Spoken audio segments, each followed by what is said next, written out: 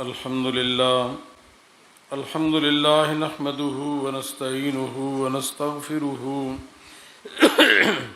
ونؤمن به ونتوكل عليه ونعوذ بالله من شرور أنفسنا ومن سيئات أعمالنا من يهده الله فلا مضل له ومن يضلله فلا هادي له ونشهد أن لا إله إلا الله وحده لا شريك له ونشهد أن سيدنا ومولانا محمدا عبده ورسوله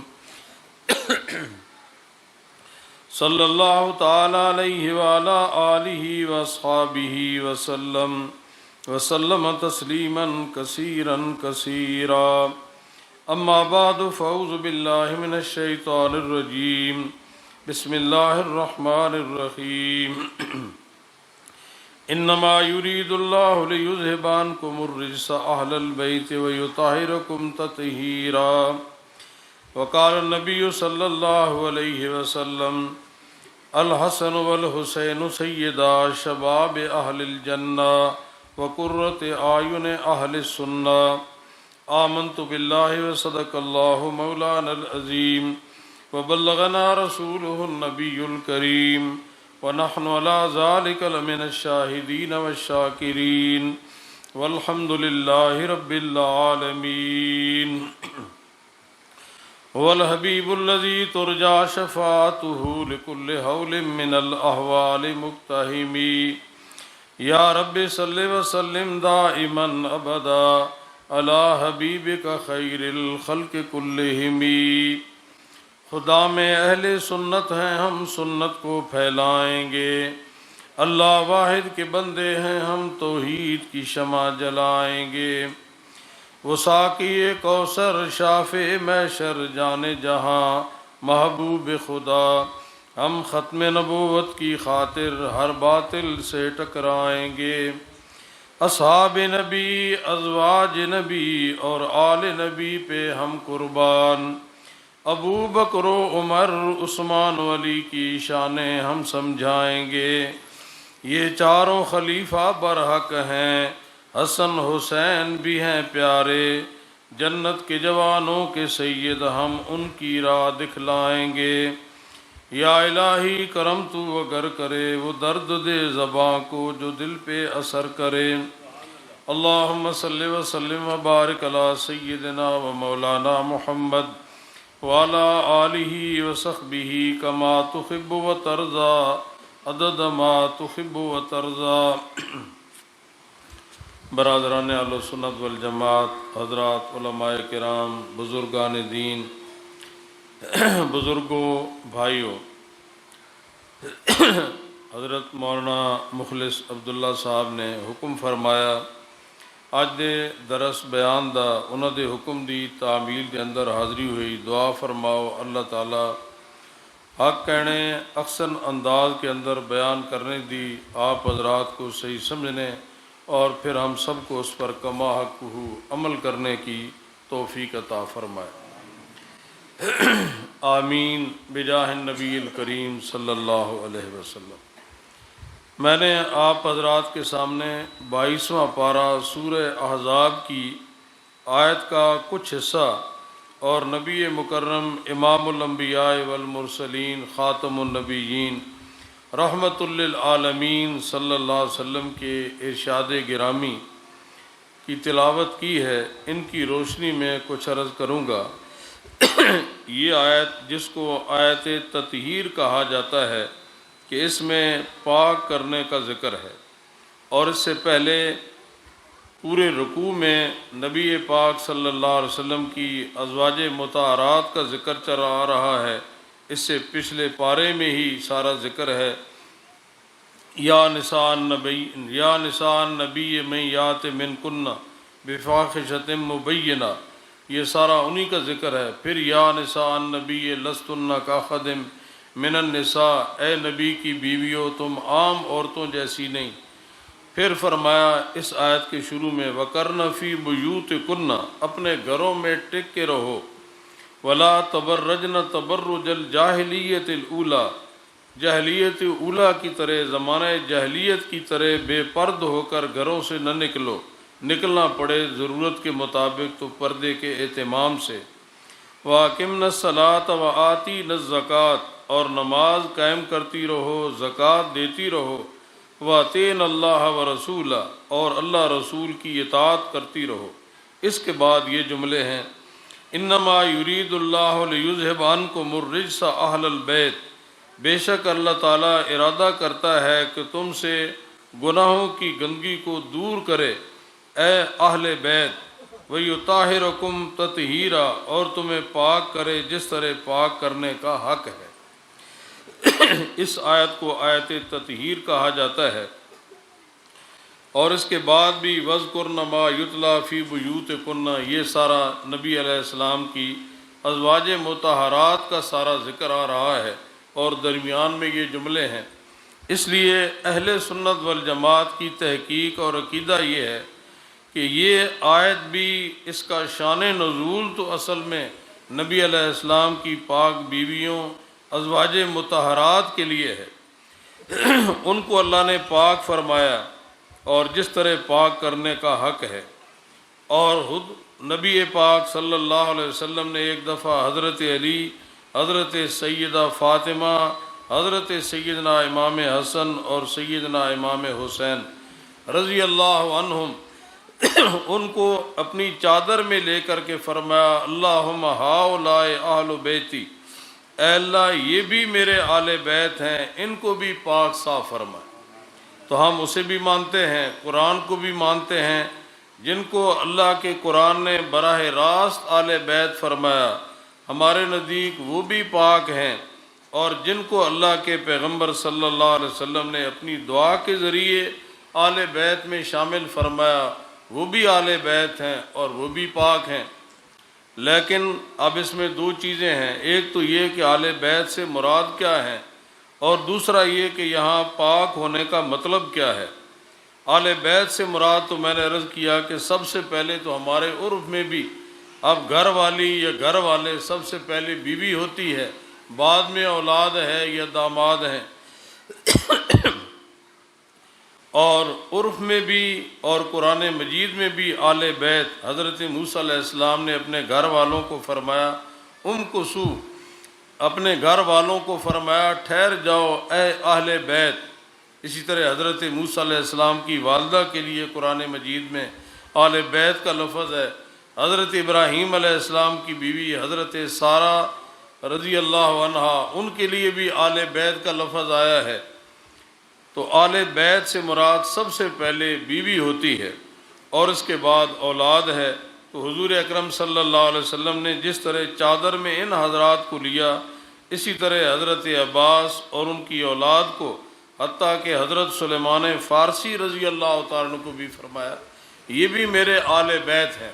آل بیت کے کئی مطلب ہوتے ہیں، ایک آل بیت خاندان کے لوگوں کو بھی کہتے ہیں، اور ایک پوری جماعت کے لیے بھی بولا جاتا ہے، جیسے قرآن مجید میں ہے وَأَغْرَقْنَا آلَ فِرْعَوْنَ، ہم نے آل فرعون کو غرق کیا۔ تو اس سے مراد اس کے چند رشتہ دار نہیں، بلکہ اس کے سارے ماننے والے مراد ہیں۔ اب درود شریف جو ہم نماز میں پڑھتے ہیں، اللہم صلی علی محمد وعلی آل محمد، اے اللہ درود بھیج نبی پاک صلی اللہ علیہ وسلم پر اور ان کی آل پر۔ تو یہاں کئی لوگ یہ کہا کرتے ہیں کہ اگر آل محمد کے ساتھ اصحاب محمد کو بھی ماننا ضروری ہوتا تو درود میں ان کا بھی ذکر ہوتا، حالانکہ صحابہ کرام کا ذکر تو اس سے پہلے بھی موجود ہے۔ السلام علینا وعلی عباد اللہ الصالحین، سلام ہو ہم پر اور اللہ کے سب نیک بندوں پر۔ تو ان نیک بندوں میں انبیاء علیہ السلام کے بعد سب سے بڑے نیک جن کو اللہ کے قرآن نے متقی اور جنتی فرمایا وہ صحابہ کرام ہیں، اور آل میں بھی صحابہ کرام شامل ہیں۔ خود حضور اکرم صلی اللہ علیہ وسلم نے فرمایا کل تقی و نقی فہو من آلی، ہر متقی پرہیزگار وہ میری آل میں سے ہے۔ تو اس لحاظ سے سارے اصحاب وہ بھی آل بیت میں شامل ہیں، اور خاص طور پر حضرت صدیق اکبر فاروق اعظم تو آپ کے سسر ہیں۔ سسر تو بمنزل باپ کے ہوتا ہے، حضرت عثمان اور حضرت علی رضی اللہ عنہم اجمعین، وہ آپ کے داماد ہیں، داماد بمنزل بیٹے کے ہوتا ہے، تو یہ سارے آل بیت ہی ہیں، آپ کے گھر کے لوگ ہیں یہ سارے کے سارے۔ تو بہرحال قرآن مجید نے ازواج مطہرات کو آل بیت فرمایا، اور نبی علیہ السلام نے ان حضرات کو بھی اپنی اولاد، اپنے دامادوں، ان کو بھی آل بیت فرمایا، تو یہ سارے حضرات آل بیت ہیں۔ اس لیے علماء فرماتے ہیں یہاں صیغے مذکر کے ہیں اور جمع کے ہیں، مؤنث کے لیے بھی ادب کے طور پر مذکر کے صیغے استعمال ہوتے ہیں، واحد کے لیے جمع کے صیغے بھی استعمال ہوتے ہیں، لیکن اس میں چونکہ حضرت علی، حضرت امام حسن حسین حضرات یہ بھی چونکہ شامل ہونے والے تھے، اس لیے مذکر کے صیغے ہونے کی یہ وجہ بھی ہے۔ اور دوسرا یہ کہ یہاں پاک ہونے سے کیا مطلب ہے، تو بعض حضرات کا یہ عقیدہ ہے کہ پاک ہونے سے مراد معصوم ہونا ہے، لیکن اہل سنت والجماعت فرماتے ہیں کہ معصوم ہونا یا فرشتوں کی خاصیت ہے، یا انسانوں میں اللہ کے پیغمبر معصوم ہوتے ہیں، باقی اصحاب، آل بیت، اولیاء اللہ وہ معصوم نہیں ہوتے، محفوظ ہوتے ہیں۔ اس میں تھوڑا سا فرق ہے۔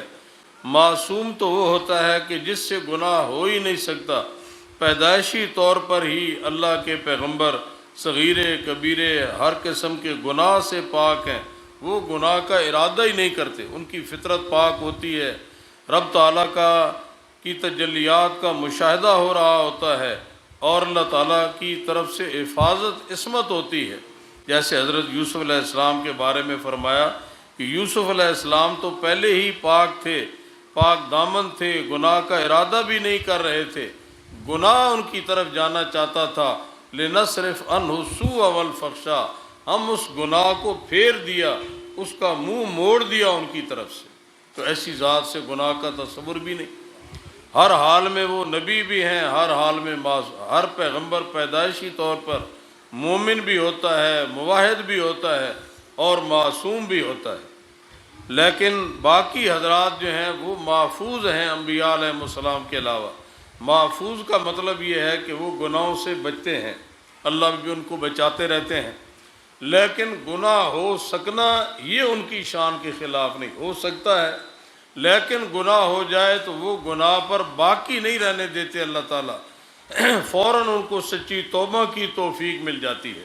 جس طرح کئی صحابہ کرام سے غلطیاں ہوئیں، اللہ نے ایسی توبہ کی توفیق دی، حد بھی نافذ ہو رہی ہے، لیکن نبی علیہ السلام نے فرمایا یہ تو جنت میں غوطے کھا رہے ہیں، اس لیے ان کو برا بھلا نہ کرو کہ یہ جنتی ہیں، اللہ کا حکم تو نافذ ہو گیا، کوئی غلطی ہوئی گئی اپنے آپ کو سزا کے لیے خود پیش کر رہے ہیں، لیکن اللہ کے ہاں اتنا بلند مقام ہے، تو گناہ ہو سکتا ہے لیکن گناہ پر باقی نہیں۔ جس طرح حافظ قرآن ہے، کتنا پختہ منزل کیوں نہ ہو، لیکن پھر بھی حافظ بھول سکتا ہے، کہیں بالکل بھی نہیں بھولتے بڑے بڑے، لیکن پھر بھی کتنی پختہ منزل ہو، ذرا کہیں توجہ دوسری طرف چلی جائے تو آدمی الحمدللہ رب العالمین بھی بھولنے لگ جاتا ہے بعض دفعہ، لیکن اس کو بھول پر باقی نہیں رکھا جا سکتا، خود سنبھال لیتا ہے یا سامنے جو ہے اس کی اصلاح کر دیتا ہے، اس غلطی پر باقی نہیں رہ سکتا۔ جس طرح اس امت کے بارے میں فرمایا لا تجتمع امتی علی الضلالہ، میری امت گمراہی پر جمع نہیں ہوگی۔ کسی عالم سے غلطی لگ سکتی ہے لیکن اس کو غلطی پر باقی نہیں رکھا جاتا، اس کی غلطی چلنی نہیں دی جاتی، آگے دوسرے علماء اصلاح کر دیتے ہیں، تنقید کر لیتے ہیں۔ تو صحابہ کرام کی گویا آسان لفظوں میں علماء یوں بیان فرماتے ہیں کہ نبی وہ ہے کہ جہاں گناہ کو حکم ہے کہ تو نے قریب نہیں جانا، اور ولی صحابی آل بیت وہ ہے کہ جن کو حکم ہے تم نے گناہ کے قریب نہیں جانا، تو وہ گناہوں سے معصوم محفوظ ہوتے ہیں۔ معصوم ہونا یہ انبیاء کی شان ہے۔ جس طرح رب تعالیٰ کی خاص صفتیں ہیں، اسی طرح نبی کی بھی خاص صفتیں ہیں، نبی پر وحی آتی ہے، اللہ تعالیٰ ان کو خود نبوت کے لیے نامزد کرتے ہیں، کوئی محنت کوشش سے نبی نہیں بنتا، لیکن امام کے لیے فرمایا امام کا انتخاب لوگ کرتے ہیں۔ اس لیے اللہ تعالیٰ نے قرآن مجید میں یہ دعا سکھائی وَجَعَلْنَا لِلْمُتَّقِينَ اماما، اے اللہ ہمیں متقیوں کا امام بنا۔ اگر امامت مثل نبوت کی ہوتی، آسمانی منصب ہوتا، تو یہ دعا کرنی کفر ہوتی۔ جس طرح کوئی آدمی یہ دعا کرے کہ یا اللہ مجھے نبی بنا، تو کافر ہو جائے۔ لیکن یہ آیت قرآن مجید میں ہے کہ یا اللہ ہمیں متقیوں کا امام بنا۔ معلوم ہوا کہ امام جو ہے پیشوا کو کہتے ہیں، اس لیے امام لوگ خود اپنا منتخب کرتے ہیں۔ تو فرمایا کہ حضرات صحابہ اہل بیت جو ہیں یہ محفوظ ہوتے ہیں۔ اب قرآن مجید میں ہے اللہ رسول کی اطاعت کرو، اطیعوا اللہ و اطیعوا الرسول و اولی الامر منکم، اور اولی الامر کی اطاعت کرو۔ اولی الامر کس کو کہتے ہیں؟ انتظامی معاملات میں تو حکمران بھی اولی الامر میں ہے، لیکن اصل اس سے مراد علماء مجتہدین مراد ہیں، کیونکہ حکمران بھی حقیقت میں انہی کے تابع ہیں۔ اگر خلاف شرع کوئی حکم دیں تو پھر نہیں مانا جائے۔ لا طاعۃ لمخلوق فی معصیۃ الخالق، جس میں اللہ کی نافرمانی ہوتی ہے مخلوق کی بات نہیں مانی جائے۔ اللہ رسول کی اطاعت کے لیے کوئی شرط نہیں، مطاع مطلق ہیں، ہر حکم میں ان کی اطاعت کرنی ہے۔ باقی جو ہیں اولی الامر کے لیے شرط ہے کہ وَأَطِيعُوا اللَّهَ وَأَطِيعُوا الرَّسُولَ وَأُولِي الْأَمْرِ مِنْكُمْ فَإِن تَنَازَعْتُمْ فِي شَيْءٍ فَرُدُّوهُ إِلَى اللَّهِ وَالرَّسُولِ، اگر اولی الامر سے کسی معاملے میں اختلاف ہو جائے تو اللہ رسول کی طرف رجوع کرو۔ مجھے ایک صاحب کہنے لگے کہ جی اولی الامر سے مراد جو ہے یہ 12 امام ہیں۔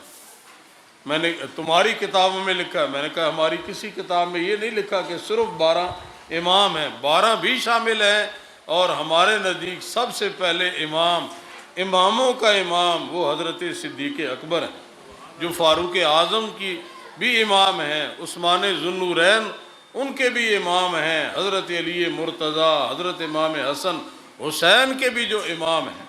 اب دیکھو نا، لوگ عقل نہیں استعمال کرتے۔ اب جو کہتا ہے میں علی کا احترام کرتا ہوں رضی اللہ عنہ، اس سے کہ پوچھے کہ قیامت کے دن تو کیا جواب دے گا؟ اگر حضرت علی رضی اللہ عنہ نے یہی سوال کر لیا کہ تو میرا احترام کرتا تھا، میرے ساتھ تیری عقیدت اور محبت تھی، اور جن کے پیچھے میں نے نمازیں پڑھی، جن کو رشتے دیے، اور جن کا میں وزیر مشیر رہا، جن کے ہاتھ پر بیعتیں کرتا رہا، جن کا قاضی بن کر کے رہا پہلے 3 خلفاء کا، تو ان کو گالیاں دیتا رہا، اس کا کیا جواب دے؟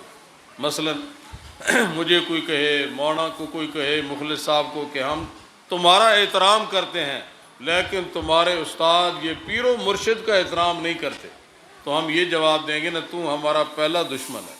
اگر ہمارا احترام کرنا ہے تو ہمارے مرشد، ہمارے استاد کا پہلے احترام کرے گا تو۔ اگر حضرت علی رضی اللہ تعالیٰ عنہ کا احترام کرنا ہے تو جن کا احترام انہوں نے کیا، جن کو اپنا امام انہوں نے مانا ہے۔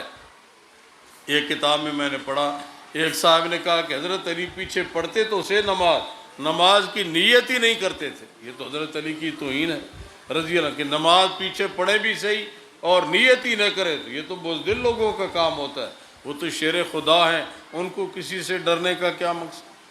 انہوں نے جو کچھ کیا حق سمجھ کے کیا ہے، جن کو حق سمجھا ساتھ دیا، جن کو حق پہ نہیں سمجھا ساتھ نہیں دیا انہوں نے۔ یہی وجہ ہے حضرت امام حسین رضی اللہ عنہ نے صدیق اکبر کا ساتھ دیا، فاروق اعظم، عثمان غنی، علی مرتضیٰ، ان کے بعد حضرت امام حسن خود بنے، پھر حضرت امیر معاویہ رضی کے ہاتھ پر صلح کر لی، ان کی بیعت کی، وظیفہ لیتے رہے، ان کو حق سمجھ کے کیا۔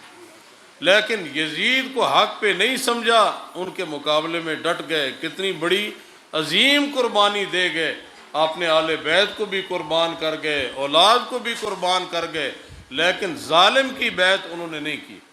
تو حضرت حسین رضی اللہ تعالیٰ عنہ تو ہمارے عالم فرماتے تھے گویا اپنے خون سے ثابت کر گئے ہیں کہ یہ سارے پہلے خلفاء برحق تھے، اس لیے ہم ان کے ساتھ رہے۔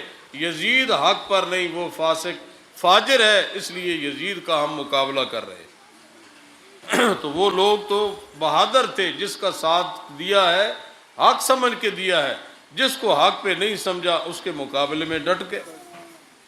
تو الحمدللہ حضرت امام حسین رضی اللہ تعالیٰ عنہ کا سبق اہل سنت والجماعت اس پر عمل کر رہے ہیں اور میں نے جو حدیث پڑھی ہے یہ علامہ ابن خلدون رحمۃ اللہ علیہ، یہ تاریخ کی بڑی کتاب ہے، علامہ ابن خلدون بڑے محقق گزرے ہیں، انہوں نے حضرت سیدنا امام حسین رضی اللہ عنہ کا خطبہ نقل کیا ہے جو یزیدیوں کے سامنے میدان کربلا میں بطور اتمام حجت کے اپنے فضائل بیان فرمائے تاکہ یہ میرے قتل کی نحوست سے باز آ جائیں، یہ جرم نہ کرے، اس لیے ضرورت کے مطابق اپنے خصوصی فضائل بیان فرمائے، جن میں یہ حدیث پڑھی کہ نبی علیہ السلام نے فرمایا الحسن والحسین سیدہ شباب اہل الجنہ، حسن اور حسین دونوں جنتی جوانوں کے سردار ہیں، وقرۃ اعین اہل سنہ، اور اہل سنت والجماعت کی آنکھوں کی ٹھنڈک، وہ اہل سنت تھے،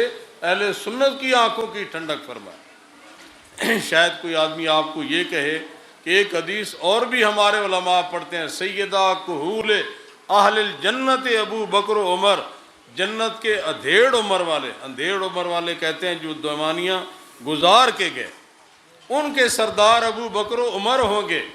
اب سوال یہ ہوتا ہے کہ جنت میں تو سارے جوان ہوں گے، تو جوانوں کے سردار تو حضرت امام حسن اور حضرت امام حسین ہوں گے رضی اللہ عنہ، تو پھر ابو بکر و عمر رضی اللہ عنہ ان کی سرداری کا کیا مطلب؟ اس کا جواب علماء نے یہ دیا کہ یہ دنیا کے، جنت میں سارے جوان ہوں گے، دنیا کے لحاظ سے ہے کہ دنیا میں جو جوانی میں گئے ان کے سردار حضرات حسنین کریمین ہوں گے رضی اللہ عنہما، اور جو دنیا میں جوانیاں گزار کے گئے ان کے سردار ابو بکر و عمر ہوں گے۔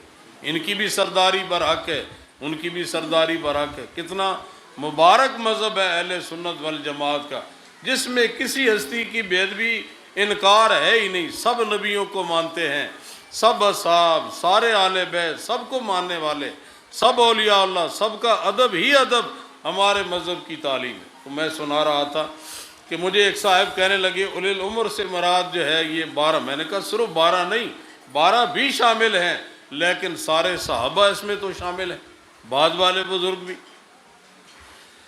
اور میں نے کہا تجھے اس آیت کی خبر بھی ہے کہ تیری عقیدے کی بنیاد اس سے تو اس کی نفی ہوتی ہے، اکھڑ جاتی ہے۔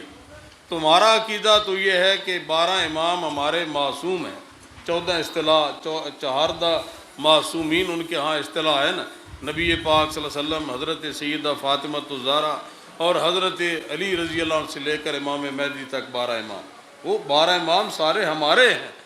حضرت شاہ ولی اللہ محدث دہلوی رحمۃ اللہ فرماتے ہیں یہ 12 کے 12 پہلے 3 تو صحابی ہیں نا، حضرت علی، حضرت امام حسن، حضرت امام حسین رضی اللہ، اور باقی جو ہیں اپنے اپنے زمانے کے کتب تھے، ولی تھے، بزرگ تھے سارے۔ امام مہدی بھی بڑی عظمت اور بڑی شان والے ہوں گے، تو ہم سب ان کے سب کے غلام ہیں الحمدللہ ہم۔ تو میں نے اسے کہا کہ آگے اللہ تعالیٰ یہ فرماتے ہیں کہ اولی الامر کے ساتھ اختلاف ہو تو اللہ رسول کی طرف رجوع کرو، تو تیرے عقیدے کی تو اس سے نفی ہوتی ہے، اس لیے کہ معصوم کے ساتھ تو اختلاف ہو ہی نہیں سکتا، تو اولی الامر کے ساتھ تو اختلاف ہے۔ معلوم ہوا کہ امام جو ہیں وہ معصوم نہیں ہوتے، معصوم ہونا صرف اللہ کے پیغمبروں کی شان ہے۔ تو یہ چیزیں جو ہیں تقریر برائے تقریر نہیں، یہ تو درس و سبق ہوتا ہے نا، تو یہ چیزیں آپ حضرات کو یاد بھی رکھا کریں، اپنے عقائد کا تحفظ کرنا، کوئی سوال کرے تو تاکہ ہم جواب دے سکیں۔ حضرت علامہ توسوی صاحب رحمۃ اللہ علیہ فرماتے تھے، حضرت مولانا عبدالستار توسوی مناظر اعظم، فرمایا کہ یہ ایک سوال ہوتا ہے کہ اللہ تعالیٰ نے کلمے میں نام آخری نبی کا ہے، تو اماموں میں آخری امام کا نام ہونا چاہیے تھا، حضرت علی کا نام ہے یا سارے اماموں کے نام ہونے چاہیے تھے؟ اسی طرح وجہ اللہ للمتقین امامہ کا کوئی جواب ہی نہیں دے سکتا کہ اللہ تعالیٰ نے امام کی دعا سکھائی ہے، امام بننے کی دعا کرو۔ اگر امام مثل نبی کے نامزد ہوتا، معصوم ہوتا، اس پر وحی آتی تو پھر یہ دعا نہ ہوتی۔ تو میں یہ کر رہا تھا کہ ہم الحمدللہ قرآن نے جن کو اہل بیت فرمایا انہیں بھی مانتے ہیں، نبی علیہ السلام نے جن کو اہل بیت فرمایا ہم ان کو بھی مانتے ہیں۔ یہی وجہ ہے کہ اہل سنت والجماعت کے علماء نے، بزرگوں نے ہمیشہ سے صحابہ کرام کا بھی دفاع کیا ہے، آل بیت اعظام کا بھی دفاع کیا ہے۔ حضرت مجدد الفسانی شیخ احمد سرہندی رحمۃ اللہ علیہ فرماتے ہیں، جو 1000 سال کے بعد بڑے مجدد ہے، بڑا مقام ہے، انہوں نے فرمایا کہ صحابہ کرام کا انکار کرنے سے رافضی بنتا ہے، آل بیت کا انکار کرنے سے رافضی، خارجی، یزیدی، ناسبی بنتا ہے۔ اہل سنت والجماعت صحابہ کرام کو بھی مانتے ہیں، آل بیت اعظام کو بھی مانتے ہیں۔ حضرت مولانا محمد قاسم نانوتوی رحمۃ اللہ علیہ فرماتے ہیں، دارالعلوم دیوبند اہل سنت والجماعت کا جو مرکز ہے، جو اس کے بانی بزرگ تھے، انہوں نے فرمایا اہل سنت والجماعت کے ایمان کے پرندے کے 2 پر ہیں، صحابہ کرام سے محبت اور آل بیت اعظام سے محبت۔ ایک جگہ فرماتے ہیں کہ ہمارے ایمان کی 2 آنکھیں ہیں، صحابہ کرام سے محبت اور دوسری آنکھ ہے آل بیت سے محبت۔ دونوں آنکھیں ضروری ہے، صحابہ کرام سے محبت نہیں، ایمان کا ایک پر نہیں یا ایک آنکھ نہیں، آل بیت سے محبت نہیں تو ایمان کا دوسرا پر نہیں یا ایمان کی دوسری آنکھ نہیں ہے۔ ایمان مکمل ہی تب ہوگا جب سب کو ماننا ہو۔ سفری میں تھا تو مجھے ایک صاحب ملے چکوال سے، میں جا رہا تھا تلگنگ، اس طرح تعارف ہوا تو انہوں نے کہا کہ میں اہل سنت والجماعت کے مخالف طبقے میں ہوں۔ میں نے کہا تیرے خاندان میں کوئی اور؟ اس نے کہا میں ہی صرف۔ میں نے کہا وجہ کیا ہے؟ آخر میں نے اسے سمجھایا کہ دھوکہ یہی دیا جاتا ہے کہ ہم آل بیت کو مانتے ہیں۔ اس نے کہا بالکل یہی دھوکہ میں دیا جاتا ہے۔ میں نے کہا تو بتا آل بیت سب سے پہلے کون ہے؟ 5 تن کی مثلا جو اصلاح ہے، ہم ان کے بھی غلام ہیں، لیکن صرف 5 ہی پاک نہیں ہیں، سارے صحابہ پاک، سارے کے سارے۔ وَيُزَكِّيهِمْ، نبی علیہ السلام نے سب کو پاک کیا ہے، سب اصحاب پاک، آل بیت پاک۔ اب دیکھو نا، حضرت امام حسن حسین پاک ہیں، ان کے باقی بھائی، باقی بہنیں، وہ کیوں نہیں پاک؟ حضرت سیدہ فاطمہ الزہرا پاک ہیں، ان کی باقی 3 بہنیں، ان کا کیا قصور ہے؟ اسی طرح حضرت سیدہ فاطمہ الزہرا پاک ہے، اس میں کوئی شک نہیں۔ تو حضرت سیدہ فاطمہ الزہرا کی جو والدہ ماجدہ ہیں، ام المومنین حضرت صدیقہ، حضرت خدیجۃ الکبریٰ رضی اللہ عنہ، اس 5 میں تو ان کا نام بھی نہیں ہے، تو وہ پاک نہیں ہے۔ کہا آل بیت، الحمدللہ نبی علیہ السلام نے فرمایا میرے صحابہ ستاروں کی مانند ہیں، جس کے پیچھے چلو گے تمہیں ہدایت ملے گی۔ اصحابی کالنجوم فبأیہم اقتدیتم اہتدیتم۔ ستارے سارے روشن ہیں، صحابہ سارے ایمان سے بھرے ہوئے ہیں، آپس میں درجات ہیں، ستارے بلند، صحابہ بلند، ستارے بے شمار، صحابہ کرام بھی 2-4 نہیں، لاکھوں کی تعداد میں ہیں۔ ستاروں پر کوئی تھوکے یا گرد اڑائے تو وہ اس کے اپنے چہرے پر پڑے گی، اب ان پہ بھی کوئی تنقیدیں کرے تو اس کے اوپر پڑے گی۔ ان کا تو حضرت توسی رحمۃ اللہ علیہ فرماتے تھے وہ تو خلافتیں گزار کے جنت میں ڈیرے لگا گئے، شفے کی بنیادیں بھی ختم ہو گئی، اب ان کی کوئی بے ادبی کرے گا تو ان کے مقام میں کوئی فرق نہیں آئے گا، یہ اپنا ایمان برباد کرے گا، اپنی آخرت برباد کرے گا، اب ان کی شان میں تو کوئی فرق نہیں آ سکتا۔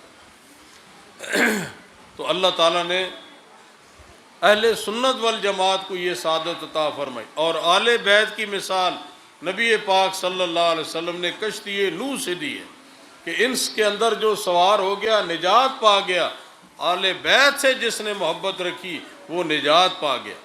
تو آل بیت کو ماننے والے سب سے پہلے اور حقیقت میں اہل سنت والجماعت ہی ہیں، جو نبی علیہ السلام کی تمام آل اولاد کو مانتے ہیں۔ جو چند ایک کو مانتے ہیں، سب کا انکار کرتے ہیں، وہ کیسے ماننے والے ہیں؟ آپ کی سب سے بڑی بیٹی حضرت زینب ہے، پھر رقیہ، ام کلثوم، سب سے چھوٹی بیٹی حضرت سیدہ فاطمہ الزہرا۔ ایک دفعہ ایک بڑا پڑھا لکھا آدمی مجھے کہنے لگا مولانا نبی علیہ السلام کی 4 بیٹیاں ہیں؟ کبھی 4 بیٹیاں ہیں؟ کوئی ایسی کتاب بھی ہے؟ لوگ سوال کرتے ہیں کوئی ایسی کتاب، پراپوگنڈا ہوتا ہے، کوئی ایسی کتاب بھی ہے کہ جس میں 4 کے فضائل ہوں؟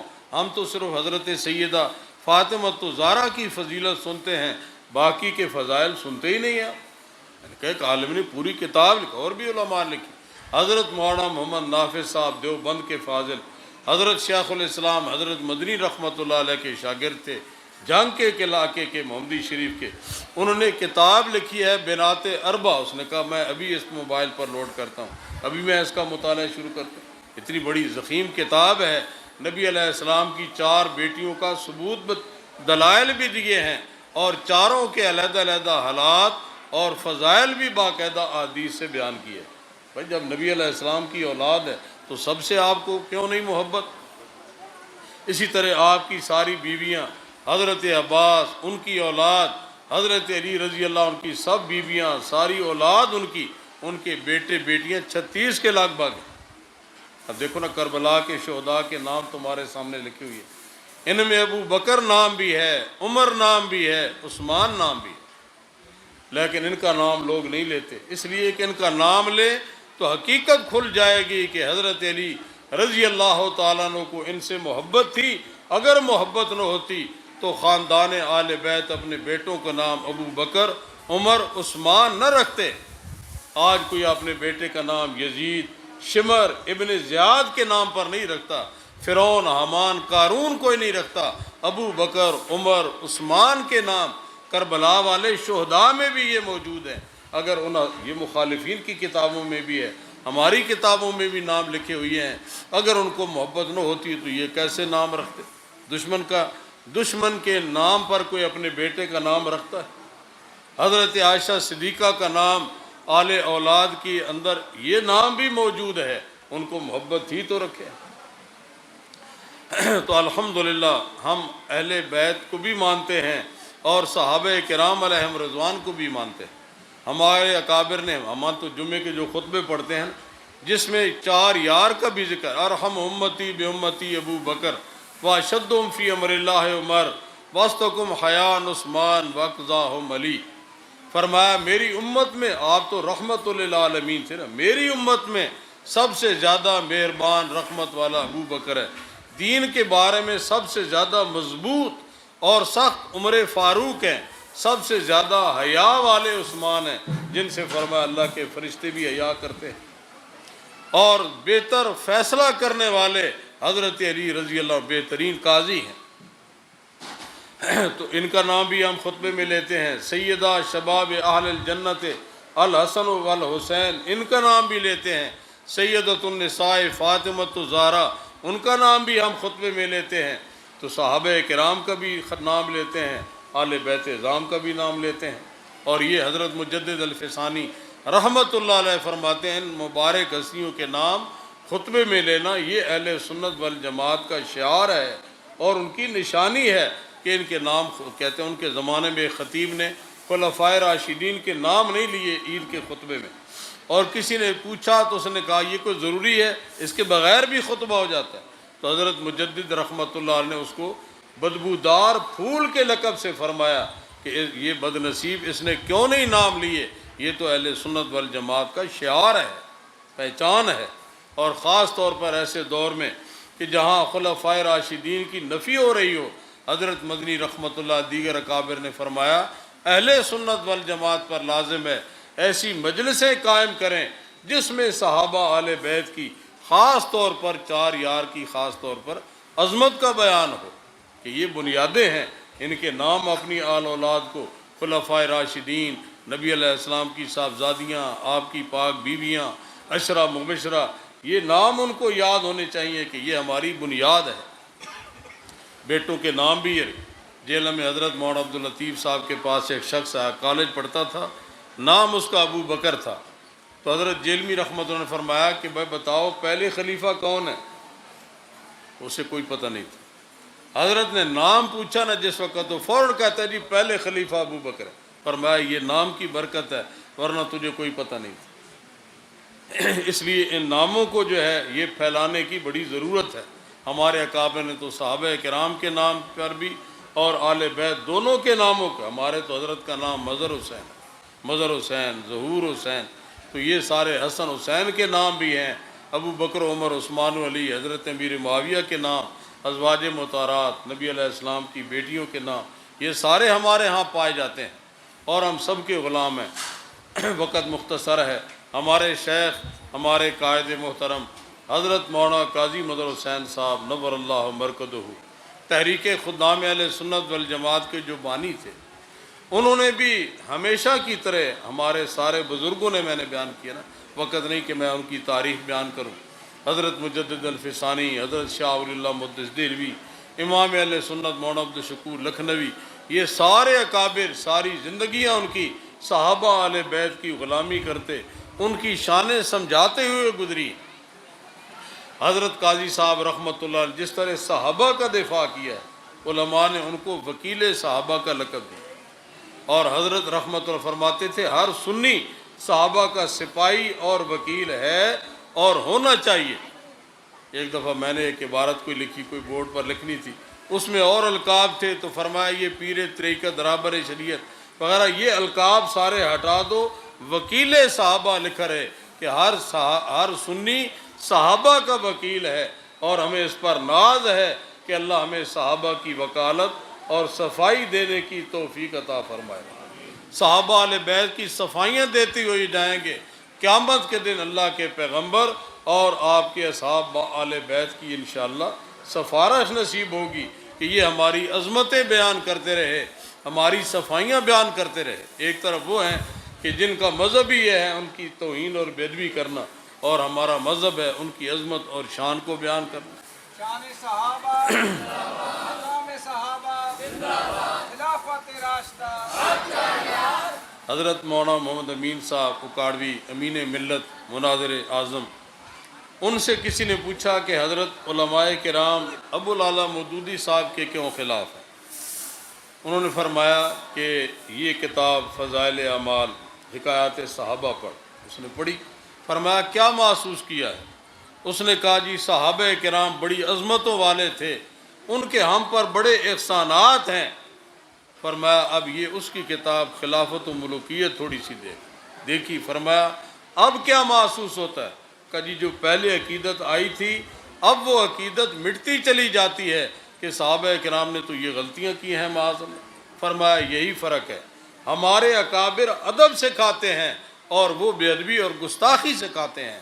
آج فیصلہ تو کر لے، ادب والا رستہ بہتر ہے، یہ بے ادبی اور گستاخی والا رستہ بہتر ہے؟ ادب والا رستہ بہتر ہے، ہر عقل مند کہے گا ادب والا رستہ بہتر ہے۔ تو حضرت قاضی صاحب رحمۃ اللہ نے تحریراً بھی، تقریری طور پر بھی، زبانی بھی، قلم کے ذریعے بھی، اپنی تحریک کے ذریعے، لٹریچر کے ذریعے، رسالہ حق چار یار کے ذریعے ساری زندگی جہاں صحابہ کرام کا دفاع کیا ہے، الحمدللہ اہل بیت اعظام کا بھی دفاع کیا۔ بلکہ میں نے ایک رافضی کی کتاب پڑھی، اس نے خود یہ بیان کیا ہے کہ پاکستان میں جب خارجی فتنہ کھڑا ہوا تو اہل سنت والجماعت میں سب سے پہلے جس بزرگ نے ان کے خلاف قلم اٹھایا وہ حضرت مولانا قاضی مظہر حسین صاحب، اور الحمدللہ کامیاب تعاقب کیا ان کا۔ علماء نے لکھا کہ آپ نے بند باندھ کے رکھ دیا ہے، مولانا اللہ وسائے صاحب نے فرمایا آپ نے بند باندھ کے رکھ دیا ہے۔ اہل سنت والجماعت کی طرف سے مولانا یوسف لدھیانوی نے فرمایا آپ نے فرض کفایہ ادا کر دیا ہے۔ ہم سب کا یہی عقیدہ ہے۔ خارجی فتنہ 2 جلدوں میں ہے، کشف خارجیت علیحدہ ہے، پہلی جلد میں حضرت علی رضی اللہ عنہ کی خلافت کا تحفظ اور موقف کا دفاع ہے، دوسری پوری جلد میں حضرت امام حسین رضی اللہ عنہ کے موقف کا دفاع ہے، اور یزید کا رد اور اس کا فسق جو ہے دلائل سے ثابت کیا۔ تو اہل سنت والجماعت کے عقائد پر یہ بزرگ ہمارے ساری زندگی پہرا دیتے رہے۔ تو ہمارے اکابر نے الحمدللہ الحاد کا بھی رد کیا اور بدعت۔ حضرت مولانا امین صاحب اکاڑوی رحمۃ اللہ علیہ فرماتے تھے کہ گمراہی کے 2 اصول ہیں، الحاد اور بدعت۔ الحاد کیا ہے؟ الحاد اس کو کہتے ہیں کہ جو اسلام کے بنیادی مسلمہ عقائد ہیں ان میں سے کوئی کسی عقیدے کا انکار کرے، کوئی توحید کا، ختم نبوت کا، عذاب قبر کا، خلافت راشدہ کا، یہ جتنے بنیادی عقائد ہیں ان کا کوئی انکار کرتا ہے تو اس کو ملحد کہا جاتا ہے۔ اور بدعتی وہ ہے جو اپنی طرف سے نیا عقیدہ بنا کے یا عبادت کی کوئی اپنی نئی شکل اپنی طرف سے بنا کر کے دین کے طور پر پیش کرے کہ اس پر چلو ثواب ہوگا، اس کو بدعت کہا جاتا ہے۔ ایک عملی بدعت ہوتی ہے، ایک عقیدے کی بدعت ہوتی ہے۔ عقیدے کی بدعت زیادہ خطرناک ہے کہ نیا عقیدہ بنائے اور لوگوں کو گمراہ کرے اور خود بھی گمراہ ہو۔ حضرت رحمۃ اللہ علیہ فرماتے تھے الحاد کی مثال ہے کیڑوں کی، جس طرح کہ کیڑے مار دوائیاں، کیڑوں پر سپرے کرتا ہے زمیندار تاکہ میری فصل جو ہے اس کو کیڑے نہ کھائیں، فصل محفوظ رہے۔ اسی طرح خود رو جڑیوں کو، جڑی بوٹیاں خواہ وہ بظاہر فصل سے بھی زیادہ خوبصورت نظر آتی ہیں، لیکن سمجھدار کسان خود رو جڑی بوٹیوں کو بھی اکھاڑ کر کے گوڈی کرے تو جڑی بوٹیوں کو اکھاڑ کے پھینکتا ہے کہ یہ میری فصل کو نقصان پہنچانے والی ہیں، اصل فصل کو نقصان ہوگا، یہ جڑی بوٹیاں پھیل جائیں گی۔ اس لیے علماء حق کا یہ فریضہ ہے کہ وہ الحاد سے بھی قوم کو بچائیں اور بدعات سے بھی قوم کو بچائیں۔ حضرت مولانا محمد امین صاحب اکاڑوی رحمۃ اللہ علیہ کا ہی فرمان مجھے یاد آیا۔ حضرت فرماتے تھے کہ نبی پاک صلی اللہ علیہ وسلم دین لانے والے ہیں، اللہ تعالیٰ سے آپ نے دین حاصل کیا، پھر صحابہ کرام کو سکھایا، جبریل امین وحی لے کر آتے تھے۔ آپ دین لانے والے ہیں اور صحابہ کرام دین آگے پہنچانے والے ہیں۔ نبی علیہ السلام نے ان کو یہ فرمایا فَلْيُبَلِّغُ الشَّاهِدُ الْغَائِبُ، خبردار اب تمہارا یہ فرض ہے کہ جو یہاں حاضر ہو حجۃ الوداع میں، یہ غائبین تک جو یہاں نہیں، ان تک دین پہنچانا تمہاری ذمہ داری ہے۔ اور پھر انہوں نے ذمہ داری کا حق ادا کیا۔ ان کی قبریں گواہی دے رہی ہیں، 10,000 تقریباً قبریں ان کی مدینہ منورہ میں، کچھ اس طرح مکہ مکرمہ میں ہیں، باقی 1,00,000 سے زائد صحابہ کرام کی قبریں دنیا کے مختلف ملکوں میں ہیں۔ ان کی قبریں گواہی دے رہی ہیں کہ انہوں نے دین جو ہے اس کی امانت کو پوری دنیا میں انہوں نے پہنچایا۔ اس زمانے میں جہاں گھوڑے اونٹوں کا پیدل سفر تھا، وسائل نہیں تھے، اس زمانے میں انہوں نے پوری دنیا میں دین کا ڈنکا بجایا۔ کہتے ہیں غالباً حضرت امیر معاویہ کے دور میں ایک صحابی ایک جزیرے میں پہنچے، آگے جو ہے پانی ہی پانی تھا، وہاں جھنڈا گاڑا، نفل پڑے، دعا کی، یا اللہ تیری زمین ختم ہو گئی، اس جزیرے کے باہر، سمندر کے باہر اگر کوئی خشکی ہوتی تو میں گھوڑا ابھی سمندر میں ڈال۔ یہ جو فرمایا نا لامک دشت و دشت ہیں، دریا بھی نہ چھوڑے ہم نے، بحر ظلمات میں دوڑا دیے گھوڑے ہم نے۔ یہ صحابہ کرام ہی تو تھے جنہوں نے جنگلوں میں، دریاؤں میں، ہر جگہ اللہ کے دین کا پیغام پہنچا۔ حضرت ابو ایوب انصاری رضی اللہ عنہ فرمایا کہ میری لاش بھی جہاں تک ممکن ہو، بڑھاپا تھا، میری لاش کو بھی اٹھائے پھرنا، جہاں تھک جاؤ وہاں مجھے دفن کر دو۔ قسطنطنیہ میں ان کی قبر ہے، کہتے جہاں ان کو دفن کیا گیا تو وہاں کے قریب لوگوں نے دیکھا کہ رات کو ایک ستون سا روشنی نکلتی ہے، نور نکلتا ہے ان کی قبر پر سے اور آسمانوں پر بلند ہو جاتا ہے۔ اللہ تعالیٰ نے ان سب کو ہدایت عطا فرمائی۔ صحابی رسول کی قبر کا وہ نور دیکھ کر، صحابہ کرام کی یہ شان تھی، ان کو لوگ نمازیں پڑھتا دیکھ کر، ان کی تجارت دیکھ کر کے کافر مسلمان ہوتے تھے۔ کہتے ہیں ان کو لمبی چوڑی تقریروں کی ضرورت نہیں ہوتی تھی، وہ کہتے تھے کونو مثلنا، ہمارے جیسے ہو جاؤ۔ لیکن زندگی ان کی ایسی بے داغ تھی، کوئی یہ نہیں کہہ سکتا تھا کہ تمہاری حکومت ایسی ہے، یہ تمہاری تجارت میں یہ عیب ہے۔ ایسا نمونہ انہوں نے بنایا۔ اور کہتے ہیں نا ہر جماعت میں کامل بھی لوگ ہوتے ہیں، کمزور بھی ہوتے ہیں، لیکن کوئی مذہبی سیاسی جماعت اس وقت ایسی نہیں جو یہ دعویٰ کر سکے کہ میری جماعت کا ہر آدمی کامل ہے، یہ جنتی ہے۔ یہ صرف صحابہ کرام کی جماعت ہے، ہر فرد ان کا کامل، ہر فرد ان کا جنتی، ہر فرد ان سے اللہ راضی۔ ہاں چند لمحے کے لیے آپ کی خدمت میں آ گیا، اتنا بڑا درجہ پا گیا۔ امت کے اولیاء اللہ اگر ساری زندگی عبادتیں کرتے رہیں، ہزارہ سال عبادت کرتے رہیں، اس صحابی کا مقابلہ نہیں کر سکتے جس نے کلمہ پڑھا، فوراً موت آ گئی، یہ شہید ہو گئے اور کوئی عبادت کا موقع نہیں ملا۔ وہ ساری امت کے سارے اولیاء اللہ سے بڑی شان رکھتے ہیں۔ ان کی شان صرف عبادت سے نہیں، صحابی رسول ہونے کی شان نبی علیہ السلام کی صحبت کی برکت سے۔ حضرت مدنی رحمت اللہ علیہ فرماتے ہیں آپ کی صحبت کی تاثیر بجلی کی طرح تھری، بجلی آتی ہے تو ایک لمحے میں جو ہے یہ روشن ہو جاتے ہیں بلب، مشینیں، پنکھے چل جاتے ہیں۔ تو صحابہ کرام جو ایک لمحہ بھی آپ کی خدمت میں آ گئے، آپ کے انوار نبوت سے فیض حاصل کیا، ان کے دل ایسے صاف ہو گئے، اب وہ رضی اللہ عنہ مرنے کی دیر ہے قبر کے عذاب سے بھی محفوظ، دوزخ کے عذاب اب وہ قطعی جنتی ہیں۔ اگلے دن مجھے ایک صاحب کہنے لگے کہ ایک صاحب مجھے ملے، وہ کہنے لگے کہ حضرت امیر معاویہ رضی کا میں اس لیے احترام کرتا ہوں کہ وہ صحابی ہیں، باقی جنہیں چنگا کام کوئی نہیں کیتے، وہ ظالمہ جن کے بارے میں اللہ نے فرمایا اللہ ان سے راضی ہے، بلکہ ان کے بارے میں تو بخاری شریف کی حدیث ہے، فرمایا اول جیشن یغزون البحر قد اوجبوا، سب سے پہلا لشکر جو سمندری رستے سے جہاد کرے گا ان پر جنت واجب ہے۔ حضرت عثمان رضی اللہ عنہ کے دور خلافت میں سب سے پہلے بحری بیڑا تیار کرنے والے حضرت امیر معاویہ رضی اللہ عنہ ہیں، اور اس کے ذریعے آپ نے جہاد کیا۔ اس حدیث کی روح سے ان پر تو جنت واجب ہے، بڑے فضائل ان کے لیے نبی علیہ السلام نے دعائیں کی، ان کو فرمایا وہ کوی ہیں، امین ہیں، اپنا وحی کا کاتب ان کو بنایا ہے، اور وہ بھی آپ کے سالے لگتے ہیں۔ ان کی ہمشیرہ حضرت ابو سفیان رضی اللہ عنہ کی صاحبزادی ان کے نکاح میں ہے، تو وہ بھی تو سالہ بھی تو رشتہ دار ہوتا ہے۔ تو میں یہاں بھون میں رہا ہوں، وہاں ایک کھائی ہے نا قریب قصبہ، وہاں سے ایک صاحب آتے تھے، بزرگ سفید ریش تھے، ان کا دل حضرت امیر معاویہ رضی کے بارے میں صاف نہیں تھا۔ ایک دفعہ میں نے جمعے پر بڑا زور دے کر کے یہی بیان کیا کہ دیکھو حضرت امام حسن حسین رضی اللہ، مخالفین تو ان کو عالم الغیب اور معصوم کہتے ہیں، میں نے کہا تمہارے عقیدے میں معصوم امام اور عالم ہمارے نزدیک معصوم نبی ہیں اور عالم الغیب اللہ کی ذات ہے، غیب کی خبریں اللہ نے نبیوں ولیوں کو دی، ہر وقت ہر چیز کو ہر زمانے میں جاننا یہ اللہ کی صفت ہے۔